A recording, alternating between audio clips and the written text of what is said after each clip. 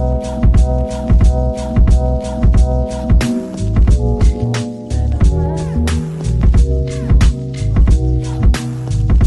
everybody, this is Serena from Serena Strategy. And of course, by now you should know my wonderful friend over here, Dr. Linda Nieman. Hi, everybody. Yeah, so today we are going to be learning about language. What did you just do? What did you do just now, Linda? Oh, I just had a Hebrew lesson, and I'm learning Hebrew because I've been very connected to Israel and with everything that's going on. And as a matter of fact, my grandson is going to school right now in Jerusalem.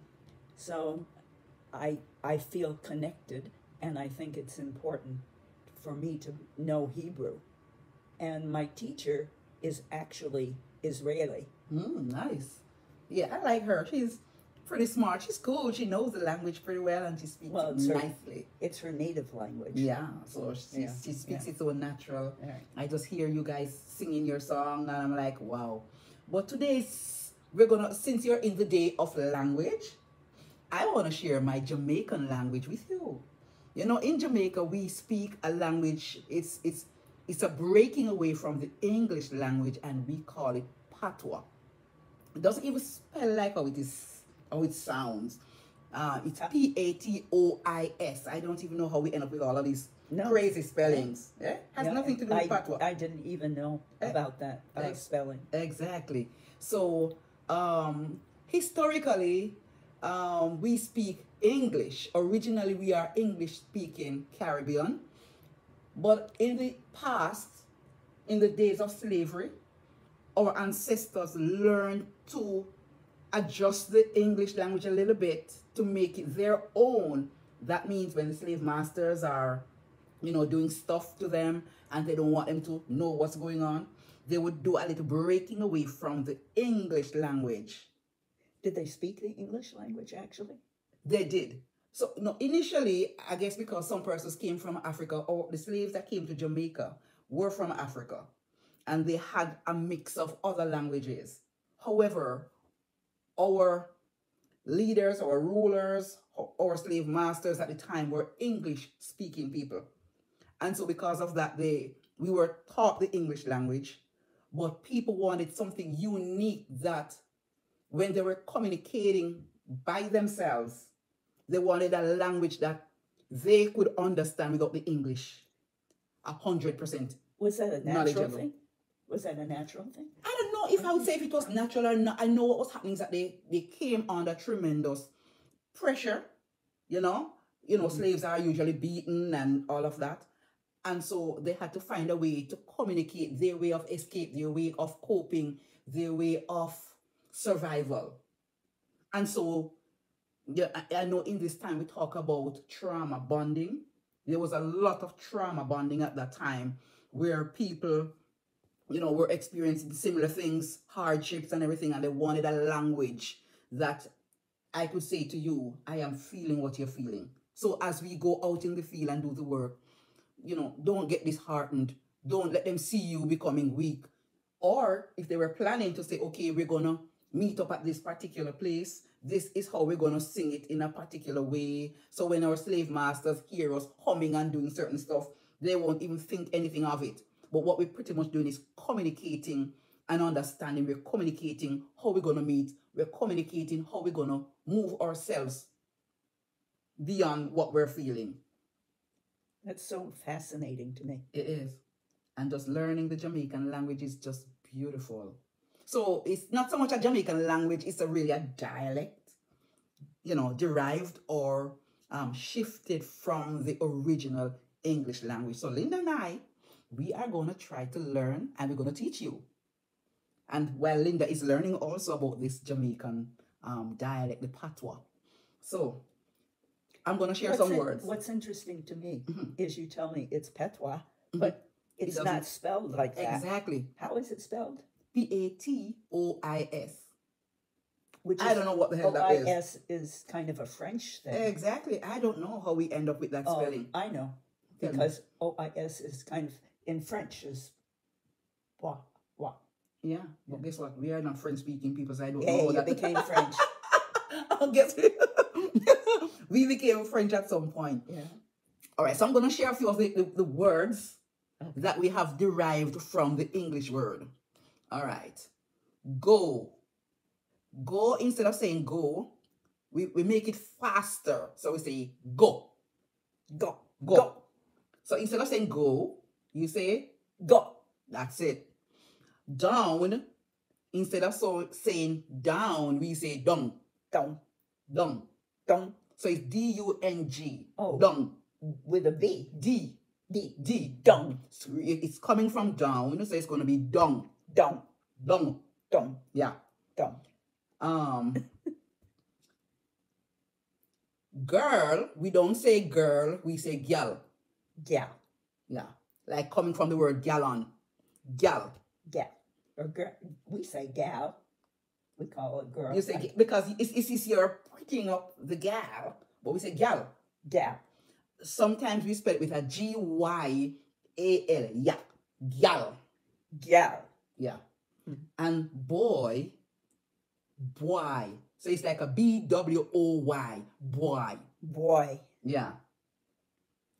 So we're going to sing a song with all of that I'm saying to you right now. So go down to Manuel Road, girl and boy, right? That's the first part. Go down to Manuel Road, girl and boy, right? Let's do the other line so we can sing all of it together. Okay. So to. To. So instead of sound, the to is the regular word that says to, but instead of using to in Jamaica, we say fi. Fi. Yeah. So it's like you're going for. So instead of saying we're going to, we're going fi. We give a purpose more than a direction. You know? Fi. So the purpose is fi. It's for. Fi. Yeah. So instead of saying for, we say fi. Right? Got it. So proper English would say to, but we say fi. Fi. All right, so we're moving on. Break. We move away from the word to say to break. We say fi broke. So break is now broke. It's broke. Right. So it's break and broke. Broke. Broke. Right. So you notice Fay broke. Yeah, so you notice the sound of it is our Jamaican patois. It tends to be sharper. It's a one quick and you cut. Brock. Brock. Gal. Gal. Gal. Gal. Gal. Yeah, so when we say gal and boy, you say quickly and you cut it off because it was meant to communicate something quickly, not to linger for our slave masters to hear what we're saying or even process it. Brock. Bro, yeah, that's it. So stone, we say stone, and we still maintain stone, but we tend to add. So we're adding rock stone. Rock stone. I mean, a stone is a stone, a rock is a rock. It's the same thing, but we, for double emphasis, say rock stone. Rock stone. Yeah. So we are going to sing this song. Go down a Manuel Road, gal and boy, figure broke rock stone. So let me tell you it in English. Going down to Manuel Road, girl and boy, to break stone.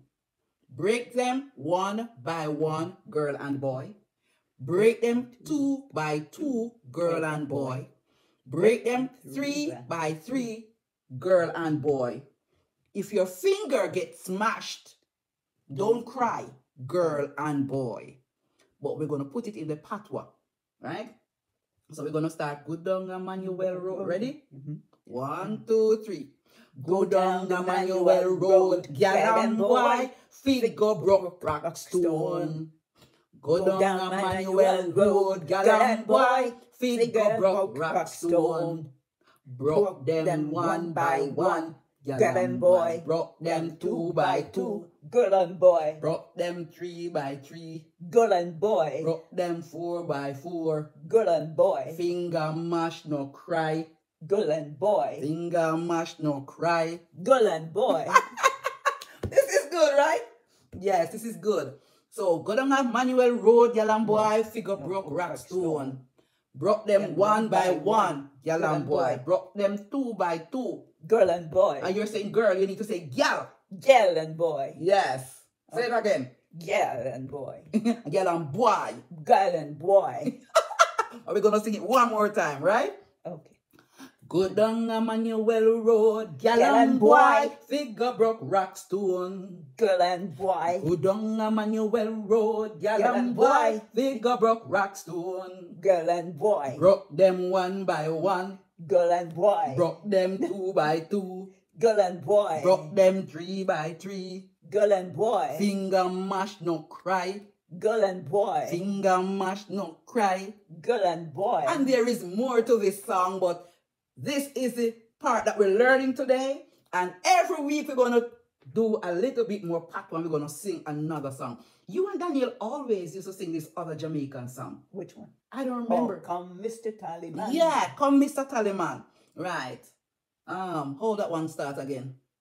Oh, Mr. Taliban, Tally me banana, daylight come and me want go home. Come Mr. Taliban, tally me banana, daylight come and me want go home. Say, me say day, daylight come and me want go home. Day, me say day, daylight come and me want go home. This one is when they used to in Jamaica, we used to export banana and we used to have it boxed for exporting. But there is a person who usually come in the mornings and look at your banana and see if it look good and, know how to pay you and all of that. So that was the tally man. He would come and tally how much banana you have for export and how your banana look and everything. So when people usually carry their banana from their farms and bring it in the town, in the area where you put your banana, you have to wait all night long. Yes, because you want to be in the front of the line to make sure when the man comes, the tallyman comes, your banana gets tallied. So it's like you're waiting all night long and you're just getting weary. And you're singing the song to will this person to come and get this over with. Come, Mr. Tallyman, carry me banana. Daylight come and me want go home. Come, Mr. Tallyman, tally me banana. Daylight come and me want go home. Daylight, daylight come, me want go home. I know it a little differently than you. Go. Day, he say day, he say day, he say day, he say oh. Daylight come and me want go home. Yeah, so people, I mean, it's adjusted a little bit, but it's repeating the day is coming, daylight is coming, and I really need to go home. So hurry and come and tally my banana so I can go home. The patois is a beautiful thing. And surprisingly, a lot of people in Jamaica, they only know the patois. Really? They have no clue of the English language because every day is our everyday language. It's what we talk every day. So not everybody is able to speak the full, proper English language. So for those who go to school, those who are more educated, they will do better with the English language. Some persons, for years and years, and they grow, become adults, and they're not even able to speak one sentence of the proper English to you because they're always speaking the dialect. But we figure out what we consider proper. Yeah. So what we consider proper is not necessarily proper. Yeah, because even in the American, as you speak in the American way, most of the things that we say are not so much proper English. I hear people speak a lot of stuff that I wouldn't think it's all right. Even the way you guys say city. City is C-I-D-D-Y, city. The real English spelling of city is C-I-T-Y, city. Because the T is pronounced. So in US, a lot of words are not pronounced. The letters are not, like even the word letter is letter. But sometimes we speak it for, just to communicate where others can understand you. I never usually say letter. I usually say letter. But because I come here and I hear how it is spoken, I automatically adopt, because a lot of people say, what did you just say? And I have to be repeating myself. So instead of repeating myself, so T's are not pronounced so much in America. It's D. Where T is, it sounds like it replaces that T with a D.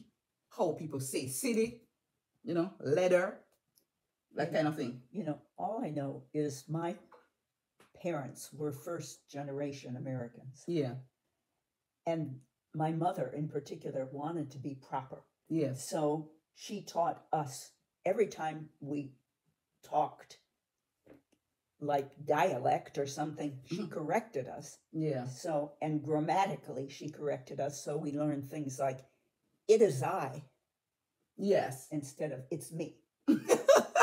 That's the proper English. It's I, yes. Yes. And so that's the way I was brought up. Yes. Because they were first generation Americans and Yes. they wanted to do everything in a proper way. Right, right. I mean, we're seeing a lot of Black Americans shift.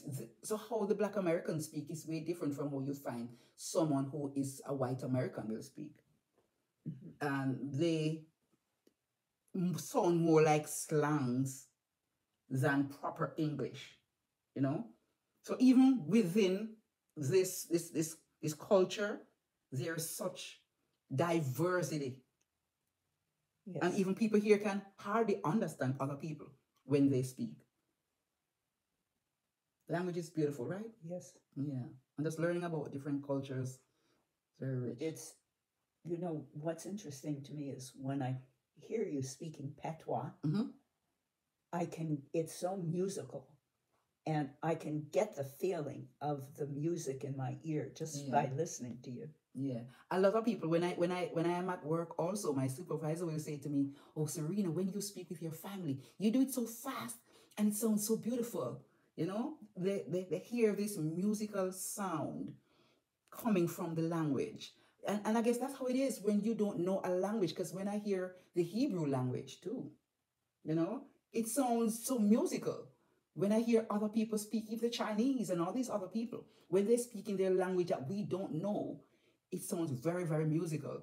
But I find that even here in America, a lot of people like Jamaicans, they like the Jamaican accent even more than the others. In some settings, I know when you hear like the Africans, when they speak, it sounds a little more aggressive. Really? Yes, it sounds, you know, that kind of thing. It's more guttural? Yeah. It sounds like there's greater aggression to it, like they're speaking to you harshly. But I don't think it is really that they're speaking to you harshly. It may be just a sound, you know? It's sound, and they are more assertive in terms and forceful in how they present their information. And so when you hear the language, even if you're in the store and you hear the Africans come in, it sounds so aggressive, it sounds harsh, it sounds like you'd be scared of having a conversation with them. But it's because we don't know the language, and the culture has so much to do with it. Yeah. And so today we're going to close now because we don't want to make this video too long. But we're happy to share the language with you, you know. And I've been dealing with language all morning long. Yeah. I had my Hebrew. I started out with English, and then I had to switch to Hebrew because I'm studying Hebrew, and then I'm talking patois. Patois. So it's life is beautiful. Life is beautiful. That's what it is.